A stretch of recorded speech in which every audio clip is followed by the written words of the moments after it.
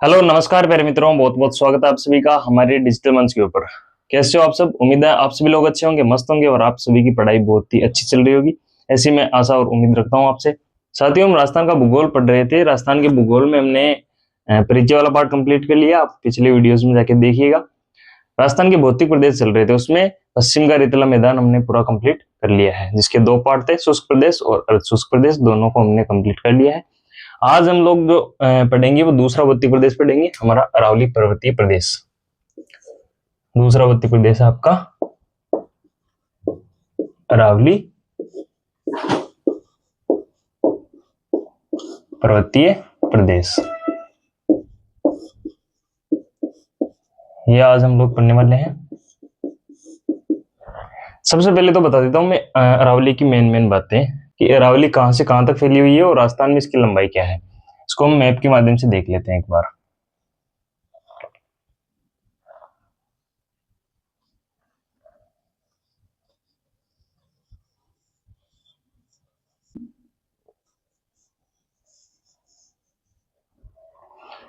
अरावली फैली हुई है दोस्तों आपकी इस प्रकार।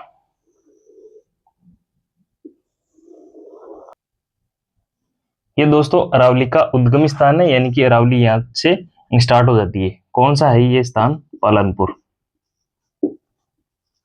पालनपुर है, और पालनपुर कहाँ पड़ता है आपका? गुजरात में पड़ता है। ठीक है। पालनपुर गुजरात से दोस्तों रायसीना की पहाड़ी, रायसीना की पहाड़ी जहाँ पे दोस्तों आपका राष्ट्रपति भवन स्थित है, रायसीना।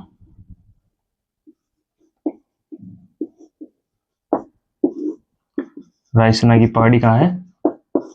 दिल्ली तक ये फैली हुई है। ठीक है, ये फैली हुई है आपकी अरावली। लेकिन दोस्तों राजस्थान में ये कहाँ से फैली हुई है? राजस्थान में दोस्तों यहाँ पे कौन सा स्थान है? माउंट आबू। माउंट आबू कहाँ है? सिरोही में। माउंट आबू सिरोही से दोस्तों आपकी खेतड़ी,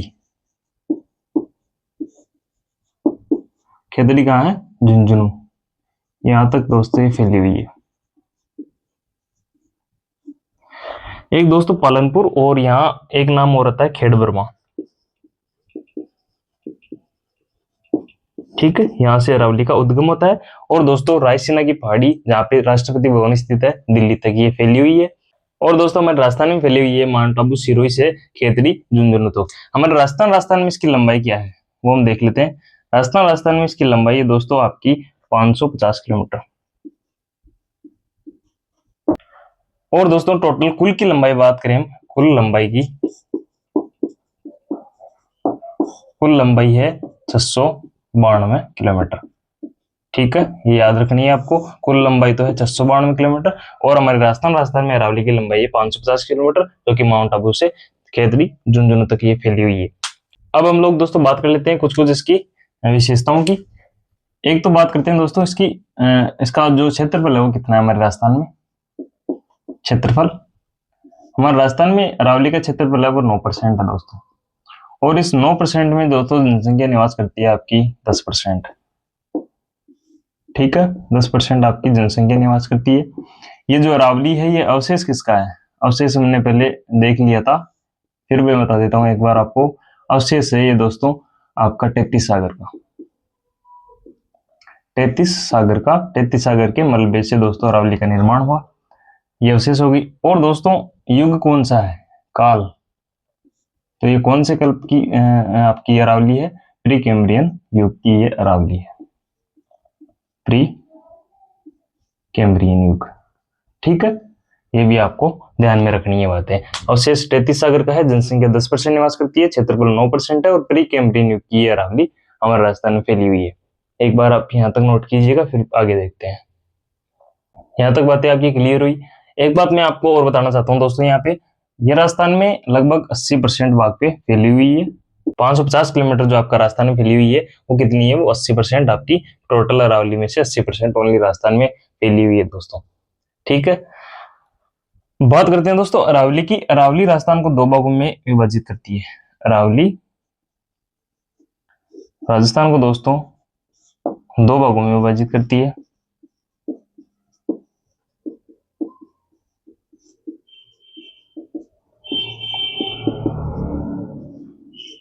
और वो दो भाग कौन कौन से हैं? एक तो आपका पूर्वी राजस्थान और एक आपका पश्चिमी राजस्थान। राजस्थान को दो भागों में बांटती है अरावली। ठीक है, यहां तक नोट कर लिया। आगे की बात करते हैं अब।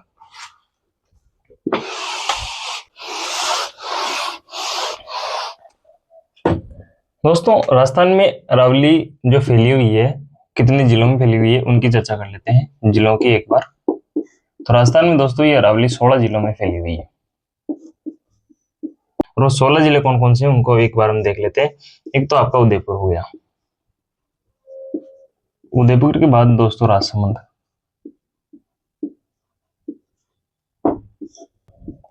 सिरोही, एक अजमेर, एक नया जिला ब्यावर, एक दोस्तों पाली, एक आपका चित्तौड़गढ़, एक हो गया भीलवाड़ा, डूंगरपुर, एक दोस्तों डीडवाना, कुचामन, ठीक है, सीकर,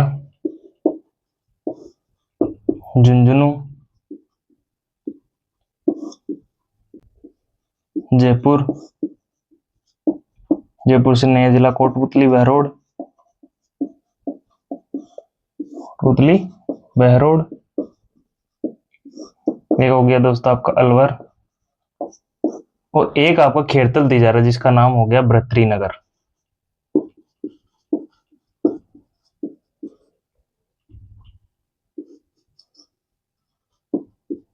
इसका नाम है खेरतल तिजारा।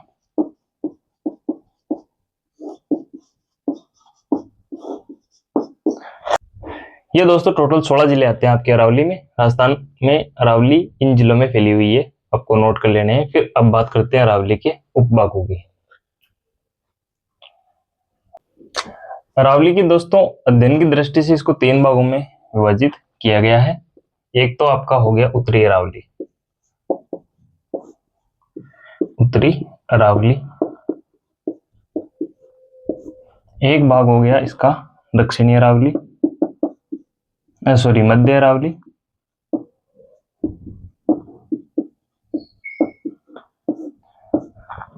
एक जो तीसरा भाग है वो है दक्षिणी अरावली।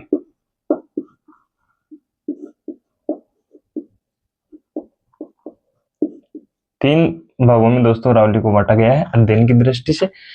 इनके जिले भी देख लेते हो दोस्तों। उत्तरी अरावली में कौन कौन से जिले आते हैं, मध्य अरावली में कौन कौन से जिले आते हैं, और दक्षिणी अरावली कहाँ कहाँ फैली हुई है, इनको हम डिटेल से चर्चा करेंगे। उत्तरी अरावली की जिलों की बात करें, इसमें दोस्तों जिले आते हैं एक तो अलवर, एक आपका भर्तृ नगर,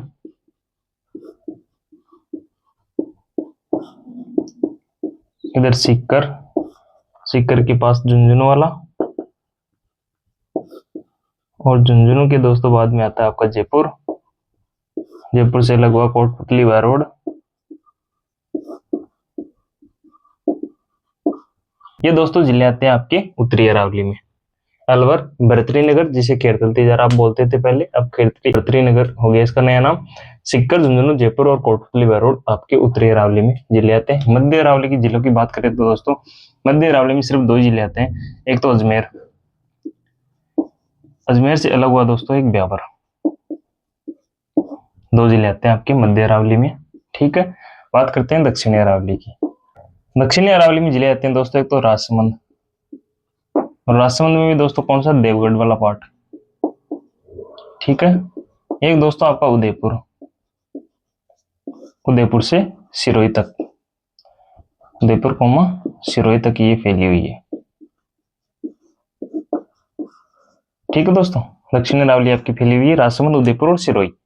ये मैंने जिले आपको बता दिए। अब दोस्तों इन तीनों की हम सर्वोच्च चोटी की बात कर लेते हैं कि उत्तरी अरावली की सबसे ऊंची चोटी कौन सी है, मध्य अरावली की कौन सी है, और दक्षिणी अरावली की कौन कौन सी है। इनकी हम दोस्तों एक एक चोटी नहीं, 2-2 या फिर 3-3 चोटी की बात करेंगे, क्योंकि कई बार इस प्रकार के क्वेश्चन आ जाते हैं कि उत्तरी अरावली की दूसरी सबसे ऊंची चोटी कौन सी है। तो इस प्रकार हम दो दो चोटियों की बात करेंगे कि सबसे ऊंची कौन सी है और फिर दूसरे नंबर पे कौन सी है, सबसे ऊंची कौन सी है और दूसरे नंबर पे कौन सी है, इस प्रकार हम लोग चर्चा करने वाले हैं। तो सबसे पहले तो दोस्तों उत्तरी अरावली की सबसे ऊंची चोटी बात कर लेते हैं, सर्वोच्च चोटियों की।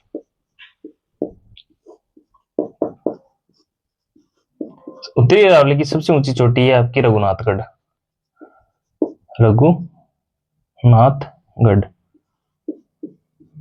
जो कि कौन से जिले में है, सीकर जिले में है। और इसकी ऊंचाई की बात करें तो ऊंचाई है दोस्तों इसकी 1055 मीटर। ठीक है, 2 नंबर पे इसकी चोटी आती है, वो आती है मालखेत, जो कहाँ है, जो भी सीकर में ही है। मालखेत भी क्या है, कहाँ है, सीकर में है। और ऊंचाई की बात करें तो दोस्तों ये भी आपकी 1052 किलोमीटर की है, 52 मीटर सॉरी। ठीक है, रघुनाथगढ़ उत्तरी अरावली की सबसे ऊंची चोटी है, जो कि सीकर में है, 1055 इसकी ऊंचाई है दोस्तों। मालखेत जो कि सीकर में है, 1052 मीटर इसकी ऊंचाई है, ये आपको याद रखनी है। बात करते हैं दोस्तों मध्य अरावली की सर्वोच्च चोटी की। 1 नंबर पे है दोस्तों आपकी टोडगढ़, या फिर इसे हम दोस्तों गोरम जी भी बोल देते हैं कई बार, गोरम जी, ये नाम भी आप याद रखोगे, जो कि कहाँ है, ब्यावर में है। ऊंचाई की इसकी बात करें तो ये दोस्तों आपकी 934 मीटर आप इसकी ऊंचाई है। ठीक है, इसकी दोस्तों दूसरी सबसे ऊंची चोटी है वो है तारागढ़, और तारागढ़ कहाँ है, अजमेर में है। ऊंचाई की बात करें तो 873 मीटर इसकी ऊंचाई है। ठीक है, बात करते हैं दोस्तों दक्षिणी अरावली की सबसे ऊंची चोटी की। दक्षिणी अरावली की सबसे ऊंची चोटी 1 नंबर पे है तो है दोस्तों शेर, और शेर कहाँ है, सिरोही में है, जो कि दोस्तों अरावली की दूसरी सबसे ऊंची चोटी भी यही है, 1722 मीटर इसकी ऊंचाई है। दूसरे नंबर पे आती है दोस्तों दिलवाड़ा, और ये दिलवाड़ा भी कहाँ है, ये भी सिरोही में है, इसकी ऊंचाई है 1597 मीटर। ठीक है, ये आपको इंपोर्टेंट है और याद भी रखनी है। अरावली की तो हम बात करेंगे दोस्तों सर्वोच्च चोटियों की, लेकिन इनकी भी कभी कभार क्वेश्चन पूछ लिया जाता है कि उत्तरी अरावली की सबसे ऊंची चोटी कौन सी है, मध्य अरावली की कौन सी है, मध्य अरावली कौन से जिलों में है, और दक्षिण अरावली की सबसे ऊंची चोटी कौन सी है, दक्षिण अरावली के जिले कौन कौन से। ये दोस्तों आपको याद रखनी है और नोट भी कर लेनी है। ठीक है, नोट कीजिएगा।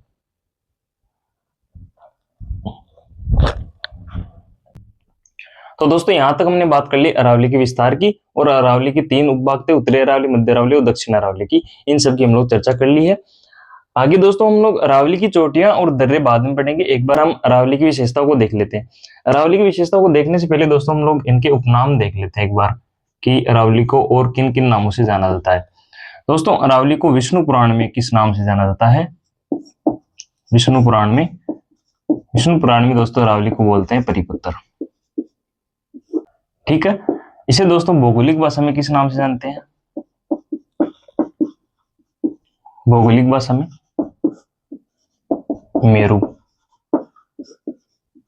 ठीक है, इसे दोस्तों उदयपुर में किस नाम से जानते हैं, तो उदयपुर में दोस्तों इसे आडावटा के नाम से जानते हैं। इसे दोस्तों बूंदी में इसे दोस्तों आडावली या फिर अडावली के नाम से जानते हैं।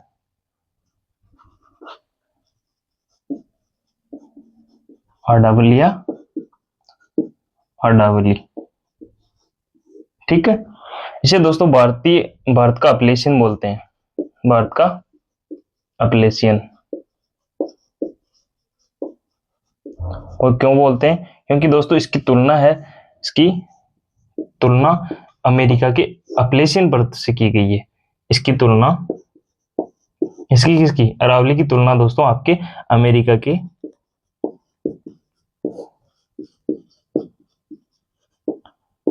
अपलेशियन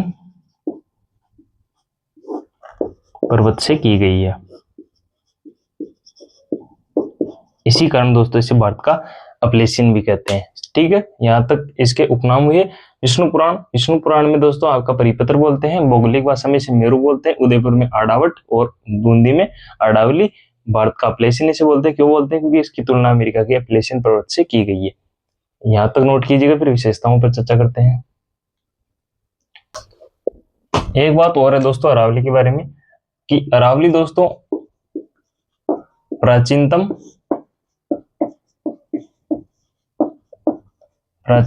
व वलित पर्वतमाला है। कैसी है दोस्तों? प्राचीनतम व वलित पर्वतमाला है। प्राचीन है एक तो, और वलित कैसी है? तो वलित यानी कि खंडित रूप में फैली हुई है। कहीं दोस्तों मैदान आ गए, कहीं पर्वत आ गए, तो वलित के रूप, वलन के रूप में ये फैली हुई है हमारे राजस्थान में। तो अरावली पर्वतमाला है, तो आपके जहन में ये तो आया होगा कि और जो भौतिक प्रदेश है वो अरावली से नए हैं या पुराने हैं। तो मैं इनके एक बार बनने का क्रम बता देता हूं आपको। बनने का क्रम, जो हमारे भौतिक प्रदेश है उनको बनने का क्रम मैं आपको बता देता हूं। सबसे नया जो है वो है मरुस्थल। ठीक है, मरुस्थल सबसे नया है। आप नहीं बोलते क्या युवा मरुस्थल? तो युवा मरुस्थल यानी कि सबसे नया मरुस्थल यही है। उसके बाद दोस्तों बना आपका पूर्व का मैदान। पूर्व का मैदान बना। उसके बाद दोस्तों आता है आपका दक्षिणी पूर्वी पठारी प्रदेश। इसके बाद दोस्तों आता है आपका अरावली। इस प्रकार ये बनी हुई है। सबसे प्राचीनतम आपकी अरावली है, उसके बाद दक्षिण पूर्व पठारी प्रदेश बना, उसके बाद दोस्तों पूर्वी का मैदान बना, उसके बाद हमारा मरुस्थल बना। यानी कि मरुस्थल सबसे नया है और अरावली सबसे पुरानी है। इस प्रकार क्रम भी आपको पूछ लिया जाता है कभी कभार, ये भी नोट कीजिएगा। फिर आगे बढ़ते हैं, अब बात करते हैं विशेषताओं की।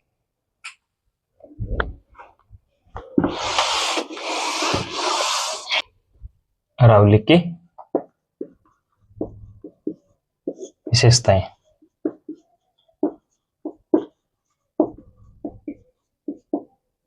इनकी हम लोग चर्चा करते हैं। सबसे पहले तो दोस्तों विशेषताओं में हम लोग अरावली के विस्तार की बात कर लेते हैं कि अरावली किस प्रकार फैली हुई है हमारे राजस्थान में। ये हमारा राजस्थान है और हमारे राजस्थान में दोस्तों अरावली इस प्रकार फैली हुई है। तो ये दिशा कौन सी होगी? उत्तर, दक्षिण, पूर्व, पश्चिम। ये दिशा हो गई आपकी दक्षिण पश्चिम से उत्तर पूर्व की ओर। तो अरावली का विस्तार हमारे राजस्थान में, अरावली का, साथ ही साथ दोस्तों नोट करते जाइएगा आप, अरावली का विस्तार राजस्थान में दक्षिण पश्चिम से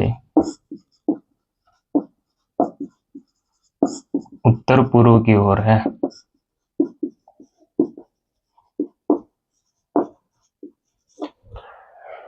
ठीक है, यहां तक बातें हुई। अरावली का सर्वाधिक विस्तार की बात करें, अरावली का सर्वाधिक विस्तार वो है दोस्तों आपका उदयपुर में, और न्यूनतम है आपका ब्यावर में। यानी कि सबसे कम तो फैली हुई है आपकी ब्यावर में, और सर्वाधिक जो विस्तार है, क्योंकि दोस्तों यहाँ पे आते आते अरावली लगभग सिकुड़ सी जाती है, और यहाँ से दोस्तों जहाँ से स्टार्ट होती है वहां अरावली का विस्तार सर्वाधिक है। तो यहाँ दोस्तों उदयपुर जिले में सर्वाधिक विस्तार है, और ब्यावर जिले में आपका बहुत ही कम विस्तार है, न्यूनतम विस्तार है। राजस्थान में दोस्तों अरावली, राजस्थान में अरावली माउंट आबू सिरोही से खेतड़ी तक लगभग 550 मीटर, और ये परसेंटेज में बोले तो 80% हमारे राजस्थान में फैली हुई है।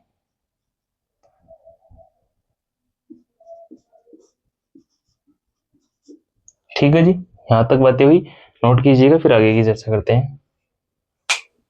बात करें दोस्तों आगे की, अरावली का, आप साथ के साथ नोट ही करते जाएगा दोस्तों। अरावली का दक्षिणी भाग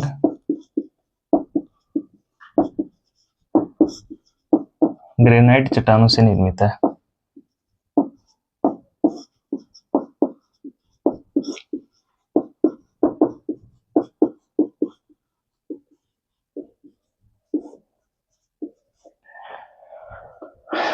अरावली दोस्तों फैली हुई है यहां तक। अरावली के पश्चिम में है दोस्तों आपका मरुस्थल, ठीक है, और इधर आपका पूर्वी राजस्थान। तो राजस्थान अरावली दोस्तों मरुस्थल को पूर्व में फैलने से रोकती है। एक विशेषता राजस्थान की यह है कि राजस्थान में अरावली है जो मरुस्थल के पूर्व में जो विस्तार हो रहा है उसको रोकती है। यानी कि मरुस्थल का पूर्व में विस्तार को रोकती है कौन? अरावली। तो अरावली दोस्तों राजस्थान में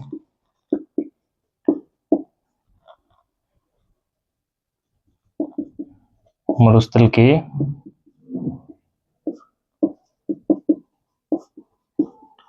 पूर्व में विस्तार को रोकती है।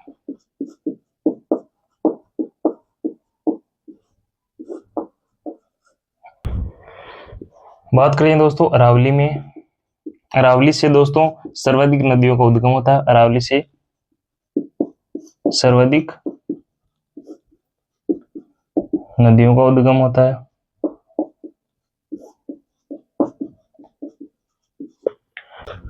सर्वाधिक खनिज यहाँ पाए जाते हैं।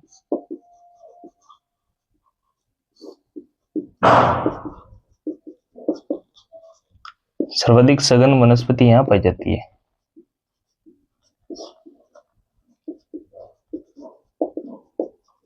ठीक है, इस प्रकार के फैक्ट या फिर विशेषताएं आप नोट कीजिएगा। एक दोस्तों सबसे मेन विशेषता है अरावली की, अरावली को भारत की महान जल विभाजक रेखा, महान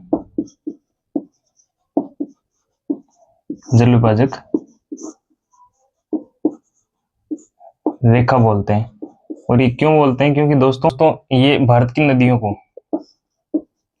भारत की नदियों को दोस्तों दो भागों में बांटती है। और ये दो भाग कौन कौन से? एक तो अरब सागर और एक बंगाली खाड़ी। ठीक है, इस प्रकार दो भाग दोस्तों हमारे राजस्थान की नदियों को बांटती है, इसलिए दोस्तों भारत की महान जल विभाजक रेखा हम इसे बोलते हैं। ये नोट कीजिएगा आप, इंपॉर्टेंट है। एक दोस्तों अरावली के समकक्ष, अरावली के समकक्ष भारत की चोटी कौन सी है? तो वो है आपकी नन्नामलाई, जो कि कहाँ है? आंध्र प्रदेश में है। ये भी आपको ध्यान में रखनी है। अरावली के समकक्ष दोस्तों भारत की चोटी है, वो है नन्नामलाई, जो कि आंध्र प्रदेश में है। ठीक है, आगे बढ़ते हैं।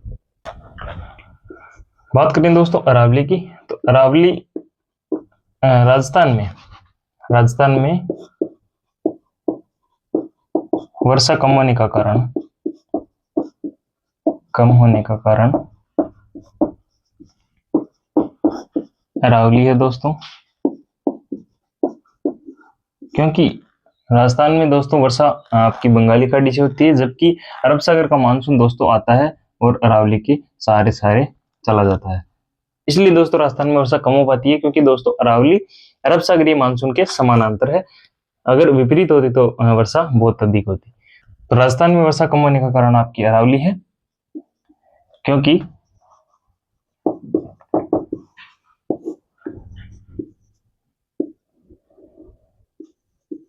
अरावली अरब सागरीय मानसून के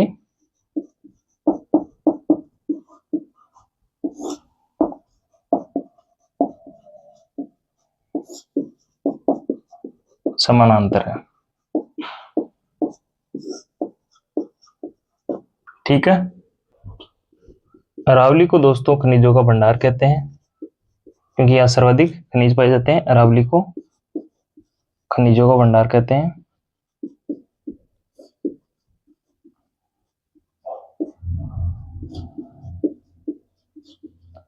जबकि राजस्थान को दोस्तों खनिजों का अजायब घर कहते हैं। राजस्थान को खनिजों का अजायब घर। ठीक है, यहां तक नोट कीजिएगा।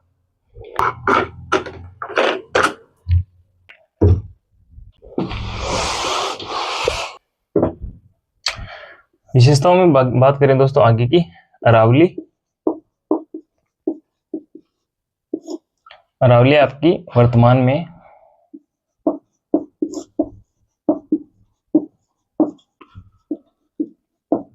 अवशिष्ट रूप में फैली हुई है। अवशिष्ट माने कटे फटे रूप में।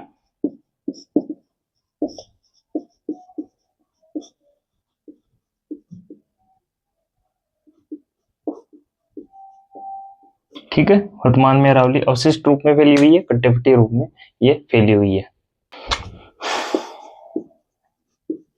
अरावली पर्वत,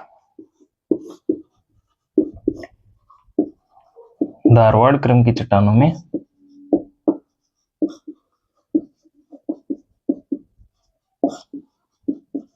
गिनी जाती है।